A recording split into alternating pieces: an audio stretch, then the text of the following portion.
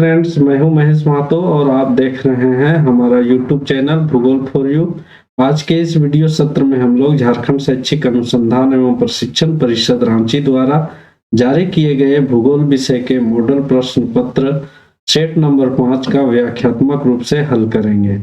जैसा कि आप लोग जानते हैं कि शैक्षणिक सत्र 2021-22 के प्रथम सावधिक परीक्षा का संभावित तिथि घोषित कर दी गई है। यह परीक्षा 1 दिसंबर से लेकर 15 दिसंबर के मध्य आयोजित की जानी है। इसी को ध्यान में रखते हुए झारखंड शैक्षिक अनुसंधान एवं प्रशिक्षण परिषद द्वारा कक्षा 9 से लेकर कक्षा 12 तक सभी विषयों के मॉडल प्रश्न पत्र जारी कर दिए गए हैं। सभी विषयों के मॉडल प्रश्न पत्र बहुवैकल्पिक प्रकार के प्रश्न पत्र जारी किए गए हैं तथा प्रथम सावधिक परीक्षा में जितने भी प्रश्न पूछे जाएंगे, लगभग 35 से 40 प्रश्न पूछे जाएंगे, वे सारे के सारे प्रश्न बहुवैकल्पिक प्रकार के होंगे, मल्टीपल चॉइस क्वेश्चन होंगे, MCQ टाइप प्रश्न पूछे जाएंगे और झारखंड शैक्षिक अनुसंधान JCRT द्वारा जारी किए गए सभी विषयों के 5-5 मॉडल प्रश्न पत्र जारी किए गए हैं। सारे मॉडल प्रश्न पत्रों में जो भी प्रश्न दिए गए हैं प्रथम सावधिक परीक्षा के दृष्टिकोण से काफी महत्वपूर्ण प्रश्न है, अतः इन सारे प्रश्नों को अच्छी तरह से अभ्यास कर लें, जिससे परीक्षा में आप लोगों को काफी मदद मिलेगा। अब तक हम लोगों ने भूगोल विषय के मॉडल प्रश्न पत्र सेट नंबर 1, 2, 3, 4 का व्याख्यात्मक रूप से हल कर चुके हैं। उम्मीद करते हैं आप लोग जरूर इस वीडियो को देखे होंगे और अगर आप लोगों ने इन मॉडल प्रश्न पत्रों का सॉल्यूशन व्याख्यात्मक हल नहीं देखा है तो इसका लिंक ऊपर आई बटन तथा नीचे डिस्क्रिप्शन में दिया हुआ है, इसे क्लिक करके देख सकते हैं। तो आज हम लोग भूगोल विषय के 5वां मॉडल प्रश्न पत्र तो व्याख्यात्मक रूप से हल करेंगे। इस वीडियो के अंत तक जरूर बने रहें, काफी महत्वपूर्ण प्रश्न है। तो चलिए वीडियो को शुरू करते हैं और बढ़ते हैं पहले प्रश्न की ओर। पहला प्रश्न है, मानव भूगोल मानव समाजों और धरातल के बीच संबंधों का संश्लेषित अध्ययन है। यह परिभाषा किस विद्वान के द्वारा दिया गया है? यह परिभाषा मानव भूगोल का परिभाषा है। मानव भूगोल किसे कहा जाता है, इसका परिभाषा है और इस परिभाषा को देने वाले विद्वान का नाम है फ्रेडरिक रेटजेल, अतः इसका ऑप्शन का सही होगा रेटजेल। रेटजेल मानव भूगोल के जनक भी कहे जाते हैं। यह भी काफी महत्वपूर्ण प्रश्न है, इसको भी आप लोग ध्यान में रखें। दूसरा प्रश्न है, नव निश्चयवाद की संकल्पना किसके द्वारा प्रस्तुत की गई है? तो इसका सही उत्तर है ग्रिफ्थ टेलर। इस नव निश्चयवाद को रुको और जाओ निश्चयवाद के नाम से भी जाना जाता है। मानव भूगोल की महत्वपूर्ण संकल्पना है। तीसरा प्रश्न है, जनसंख्या की दृष्टि से विश्व का दूसरा बड़ा देश कौन है? तो इसका उत्तर आप लोग जानते ही होंगे। इसका सही उत्तर है ऑप्शन का भारत विश्व का दूसरा सबसे बड़ा देश है और यहाँ पर पूरी विश्व की जनसंख्या का लगभग 17.5% लोग निवास करते हैं। 1 नंबर में चीन का स्थान है। चौथा प्रश्न है, किस विद्वान ने अपने सिद्धांत 1778 के जगह में 1798 होगा में कहा था कि लोगों की संख्या खाद्य आपूर्ति के अपेक्षा तेजी से बढ़ेगी? तो यह कथन जनसंख्याविद थॉमस माल्थस का कथन है, अतः इसका सही उत्तर ऑप्शन घ होगा थॉमस माल्थस। 5वां प्रश्न है, निम्नलिखित में से कौन सा एक विरल जनसंख्या वाला क्षेत्र नहीं है? विरल जनसंख्या वाला क्षेत्र से तात्पर्य है ऐसे क्षेत्र जहां पर काफी कम मात्रा में लोग रहते हैं या नहीं के बराबर रहते हैं, ऐसे क्षेत्र को विरल जनसंख्या वाला क्षेत्र कहा जाता है। तो यहाँ पर दिए गए विकल्प में से विकल्प ग सही उत्तर है। दक्षिण पूर्वी एशिया। दक्षिण पूर्वी एशिया विरल जनसंख्या वाला क्षेत्र नहीं है, यह सघन जनसंख्या वाला क्षेत्र है।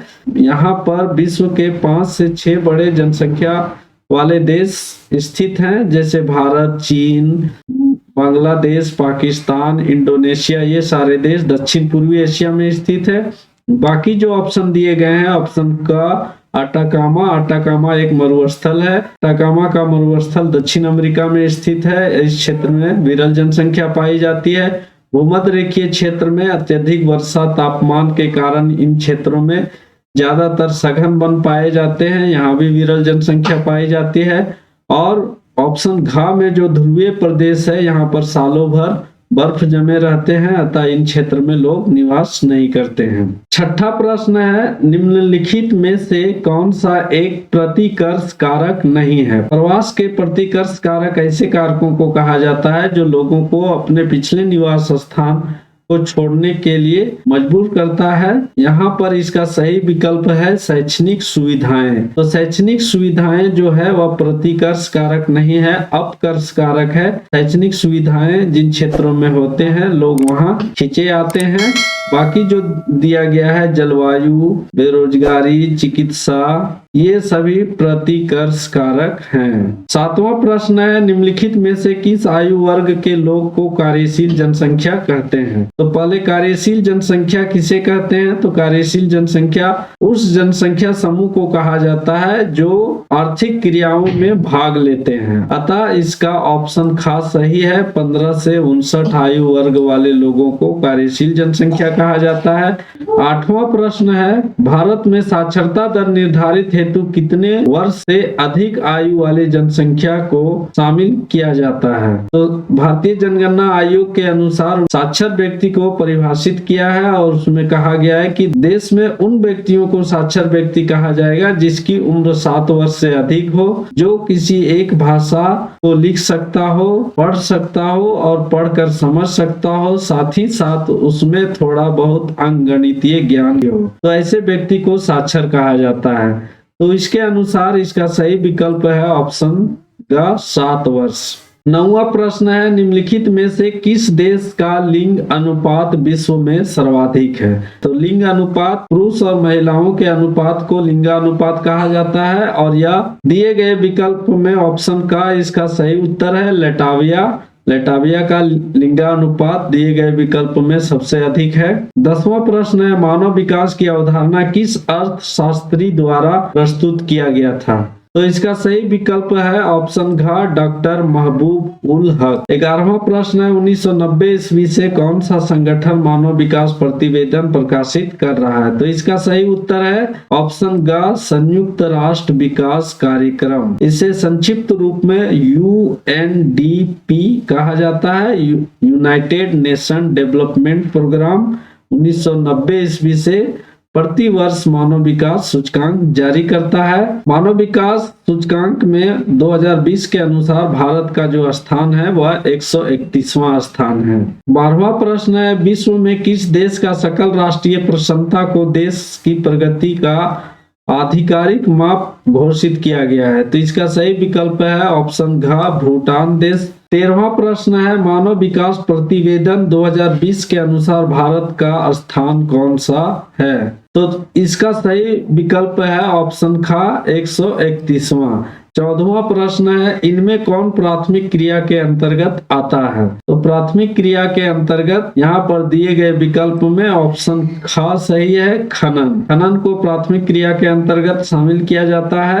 15वां प्रश्न है, आदिकालीन निर्वाह कृषि को इंडोनेशिया में किस नाम से जाना जाता है? तो आदिकालीन निर्वाह को इंडोनेशिया में लदांग के नाम से जानते हैं। आदिकालीन निर्वाह से बहुत सारे प्रश्न पूछे जाते हैं। भारत में आदिकालीन निर्वाह कृषि को झूमिंग कृषि के नाम से जानते हैं। इसे स्थानांतरण कृषि भी कहा जाता है, सेल्स एवं वर्ण कृषि भी कहा जाता है, झूम कृषि भी कहा जाता है और अलग अलग देशों में अलग अलग नाम से जाना जाता है। जैसे यहाँ 4 नाम दिए गए हैं, मिल्पा, रे, झूमिंग, लदांग, ये सभी आदिकालीन निर्वाह कृषि का नाम है, लेकिन अलग अलग स्थानों में अलग अलग नाम से जाना जाता है। 16वां प्रश्न है, कौन सी कृषि प्रणाली भारत में यूरोपीय लोगों द्वारा शुरू किया गया था? तो इसका सही उत्तर है ऑप्शन का रोपण कृषि।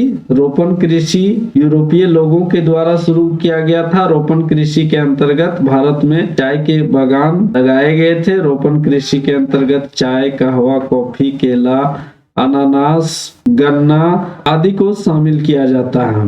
17वां प्रश्न है, अंगूर की कृषि किस क्षेत्र की विशेषता है? तो इसका सही उत्तर है भूमध्य सागरीय क्षेत्र की विशेषता है। भूमध्य सागरीय क्षेत्र में रसेदार फल एवं अंगूर विशेष रूप से उगाए जाते हैं। यहाँ की जलवायु ऐसी होती है, इन फसलों के लिए काफी उपयुक्त होती है। 18वां प्रश्न है, कौन सा देश पुष्प उत्पादन में विशिष्टीकरण रखता है? पुष्प उत्पादन की दृष्टि से यहाँ पर दिए गए विकल्प में ऑप्शन का सही है नीदरलैंड। यूरोप का एक देश है जहाँ पर ट्यूलिप एक फूल विशेष रूप से उत्पादित किया जाता है, जिसका मांग पूरे यूरोप और उत्तरी अमेरिका में है। 19वां प्रश्न है, सामूहिक कृषि को सोवियत संघ में किस नाम से जाना जाता है? सामूहिक कृषि को सोवियत संघ में कोल खोज नहीं होगा, कोल खहोज के नाम से जाना जाता है। इसका विकल्प का सही है कोल खहोज। 20वां प्रश्न है, फूलों की कृषि को क्या कहते हैं? तो इसका सही उत्तर है दिए गए विकल्प में ऑप्शन घ सही है, फ्लोरिकल्चर कहा जाता है। कारखाना कृषि में पशुओं के चारे का उत्पादन किया जाता है। ट्रक फार्मिंग में सब्जी की खेती की जाती है और मिश्रित कृषि के अंतर्गत सब्जियों तथा पशुपालन किया जाता है, चारे की खेती की जाती है। 21वां प्रश्न है, निम्नलिखित में से कौन रोपण फसल नहीं है? तो यहाँ पर दिए गए विकल्प में से जो गेहूं दिया गया है ऑप्शन का, या रोपण कृषि का फसल नहीं है, या विस्तृत वाणिज्य अनाज कृषि का फसल है। बाकी जो ऑप्शन का कॉफी, गन्ना और रबड़ दिया गया है, यह रोपण कृषि का प्रमुख उदाहरण है। 22वां प्रश्न है, निम्नलिखित में से कौन एकल कृषि नहीं है? इसका सही उत्तर है ऑप्शन ख मिश्रित कृषि। मिश्रित कृषि में एक फसल की प्रधानता नहीं होती है। यहाँ पर विशेष रूप से सब्जियां, अनाज, साथ ही साथ पशुओं के चारा को विशेष महत्व दिया जाता है। अतः यहाँ पर एक से अधिक फसलों की प्रधानता होती है। वहीं डेयरी कृषि में दूध का उत्पादन किया जाता है। रोपण कृषि में विशेषकर एक फसल जैसे चाय, कॉफी, गन्ना, अनानास, केला, कपास आदि प्रधान फसल होते हैं, उगाए जाते हैं। वहीं वाणिज्य अनाज कृषि में गेहूं प्रधान फसल होता है, एक फसल। 23वां प्रश्न है, विनिर्माण का शाब्दिक अर्थ क्या होता है? तो विनिर्माण का शाब्दिक अर्थ होता है, यहाँ दिए गए विकल्प में ऑप्शन ख सही है, हाथ से बनाना। वर्तमान समय में विनिर्माण को कारखानों द्वारा या मशीनों द्वारा तैयार किए गए वस्तुओं को भी शामिल किया जाता है, लेकिन विनिर्माण का सही रूप में शाब्दिक अर्थ जो होता है हाथ से बनी वस्तुएं। 24वां प्रश्न है, किस प्रकार के उद्योग सामान्यतः प्रदूषण नहीं फैलाते हैं? तो दिए गए विकल्प में विकल्प का सही है स्वच्छंद उद्योग। स्वच्छंद उद्योग प्रदूषण नहीं फैलाते हैं और यह कहीं भी स्थापित किए जा सकते हैं। छोटे छोटे कलपुर्जों को जोड़ करके नए यंत्रों का निर्माण किया जाता है, इससे प्रदूषण नहीं फैलता है। जैसे कंप्यूटर को असेंबल करना, लैपटॉप, मोबाइल आदि जो उद्योग होते हैं जो असेंबल करके बनाए जाते हैं, ऐसे उद्योग को स्वच्छंद उद्योग कहा जाता है। 25वां प्रश्न है, कौन सा उद्योग निर्माण की सबसे छोटी इकाई है? दिए गए विकल्प में विकल्प ग सही है, कुटीर उद्योग निर्माण की सबसे छोटी इकाई है। 26वां प्रश्न है, जर्मनी का रूर क्षेत्र किस लिए प्रसिद्ध है? दिए गए विकल्प में विकल्प ख सही है, कोयले के लिए। कोयला का उत्पादन पूरे यूरोप में रूहर जर्मनी का कोयला क्षेत्र काफी प्रसिद्ध है। 27वां प्रश्न है, निम्नलिखित में से किस अर्थव्यवस्था में उत्पादन का स्वामित्व व्यक्तिगत होता है? तो दिए गए विकल्प में इसका सही उत्तर है विकल्प का पूंजीवादी। पूंजीवादी अर्थव्यवस्था में उत्पादन का स्वामित्व व्यक्तिगत होता है। 28वां प्रश्न है, निम्नलिखित में से कौन सा एक जोड़ा सही सुमेलित है? तो इसका सही उत्तर है ऑप्शन घ लौह इस्पात उद्योग पिट्सबर्ग। पिट्सबर्ग में लौह इस्पात उद्योग के लिए जाना जाता है, इसे जंग के कटोरा के नाम से भी जानते हैं।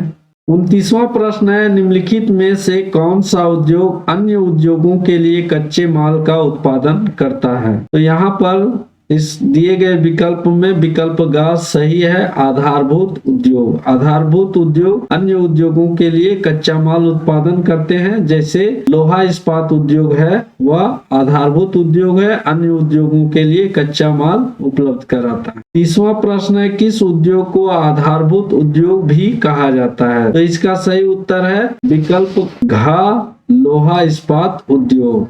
31वां प्रश्न है, किस क्षेत्र को जंग का कटोरा के नाम से पुकारा जाता है? तो इसका हम लोग पीछे वाले क्वेश्चन में चर्चा किए थे कि पिट्सबर्ग को जंग का कटोरा के नाम से जाना जाता है। ऑप्शन का सही उत्तर है, पिट्सबर्ग को इसलिए जंग का कटोरा कहा जाता है क्योंकि ये सबसे प्राचीन औद्योगिक क्षेत्र है, जहां पर अब जो लोहा इस्पात उद्योग है वह धीरे धीरे बंद हो रहे हैं, क्योंकि आसपास के क्षेत्रों में जो खनन वाले क्षेत्र थे, खनिज संपदा धीरे समाप्त हो गए हैं, इसलिए इस क्षेत्र को जंग का कटोरा कहा जाता है। 32वां प्रश्न है, पंपास क्षेत्र का संबंध निम्नलिखित में से किस फसल से है? तो पंपास क्षेत्र शीतोष्ण घास का मैदान है या दक्षिण अमेरिका के विशेष रूप से अर्जेंटीना देश में स्थित है, जहां पर विशेष रूप से विस्तृत वाणिज्य अनाज कृषि की जाती है और विस्तृत वाणिज्य अनाज कृषि के तहत गेहूं का उत्पादन किया जाता है, अतः इसका सही विकल्प है विकल्प का गेहूं। 33वां प्रश्न है, नगरीय क्षेत्र कहलाने के लिए कम से कम कितने प्रतिशत पुरुष श्रमिक गैर कृषि कार्यों में संलग्न होते हैं? तो इसका सही उत्तर है ऑप्शन ग 75%। 34वां प्रश्न है, निम्नलिखित में कौन सांस्कृतिक नगर का उदाहरण है? तो सांस्कृतिक नगर उन नगरों को कहा जाता है जिसका महत्व धार्मिक दृष्टिकोण से काफी होता है। तो यहाँ दिए गए विकल्प में विकल्प का सही है, जेरूसलम जो है वह धार्मिक नगर है, जेरूसलम। बाकी जो ऑप्शन दिया गया है, कैनबरा ऑस्ट्रेलिया का प्रशासनिक नगर है, वहां की राजधानी है। मैनचेस्टर जो है औद्योगिक नगर है, सूती वस्त्र उद्योग यहाँ पर स्थापित है, इंग्लैंड में है। और न्यूयॉर्क भी प्रशासनिक नगर है तथा या औद्योगिक नगर के नाम से जाना जाता है। 35वां प्रश्न है, इथियोपिया की राजधानी अदीस अबाबा का अर्थ क्या होता है? तो अदीस अबाबा का अर्थ जो है यहाँ पर दिए गए विकल्प में विकल्प का सही है नया पुष्प। इथियोपिया अफ्रीका का एक महत्वपूर्ण देश है। 36वां प्रश्न है, जनसंख्या की दृष्टि से विश्व का सबसे बड़ा नगर कौन सा है? तो दिए गए विकल्प में विकल्प घ सही है, टोक्यो। वर्तमान समय में टोक्यो विश्व का सबसे बड़ा नगर है जनसंख्या की दृष्टिकोण से।